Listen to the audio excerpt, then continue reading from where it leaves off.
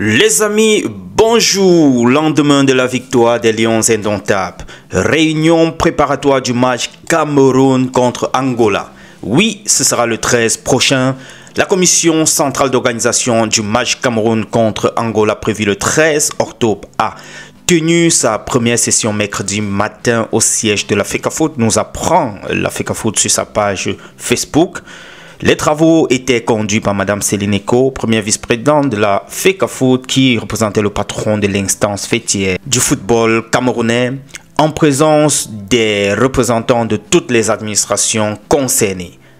Les échanges ont permis de faire le point sur l'état des préparatifs de cet important rendez-vous.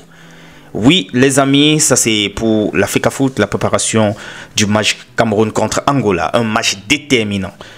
Il faudrait qu'on gagne, et si possible avec une lourde victoire, pour espérer que si le Cap-Vert venait à faire un faux pas, que ce soit la défaite, ce qui est le plus souhaité, ah oui, on est entré dans la calculatrice, ou bien au moins le match nul. Parce que je disais, le match nul signifierait qu'on aurait même nombre de points si jamais le Cameroun gagnait l'Angola.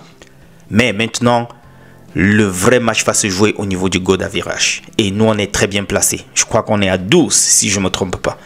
Et si on gagne avec un large score, ça va nous avantager. Et là, on pourra passer directement en Coupe du Monde.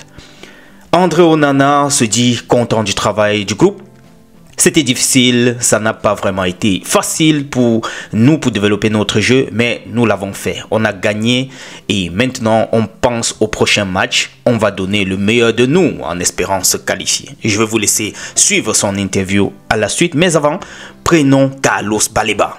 Oui, il faut qu'on prenne un peu ce cas Carlos Baleba très rapidement, les amis.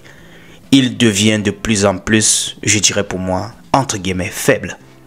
Il a perdu en régime, il a réduit son régime, ses performances baissent, il y a un relâchement, il n'est plus concentré, il n'y a plus de, je vais dire ça comment, il est un peu, je dirais quelquefois distrait, lorsqu'il fait des pertes de balles, alors qu'il ne fallait pas, tu as l'impression qu'il n'est pas vraiment concentré.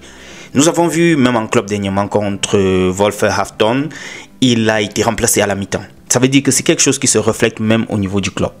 Pourquoi? Peut-être c'est une phase passagère, mais il faudrait qu'il se rattrape. Le Carlos Baleba qu'on connaît, vivacité, vitesse, assez convaincant même dans les duels. Il a failli encore faire une erreur hier qui devait nous coûter cher, mais heureusement il a rattrapé, il est retourné, lui-même récupérant le ballon. Alors, de telles choses ne devraient pas se passer régulièrement. De l'autre côté, on peut prendre le cas de Nkoudou. Voilà, j'ai voulu un peu me pencher dessus. Il doit éviter, je vais dire, pas lui, mais je me dis qu'en l'utilisant comme titulaire, il n'est pas très efficace. Peut-être il se souffle vite ou bien il finit par ne pas avoir toutes ses vivacités. C'est bien quand il entre en jeu. Ou bien les gars, vous voyez ça comment? Parce que hier, je ne l'ai pas trop senti dans le match. Par contre, quand il entre en cours de jeu, il est percutant, performant. Il apporte du sang neuf, nouveau. Bref, on va prendre pour terminer cette histoire de capitana, les gars. Oui, vous voyez là comment André Onana est en train de remettre le capitana, je vais dire le brassard de capitaine à Vincent Aboubakar. Tous les anciens regardent. Choupo-Moting observe. Bassogor observe. Bref, Gade était aussi au stade. J'ai déjà parlé de Choupo-Moting. Il y a aussi le maestro, Zambo Anguissa.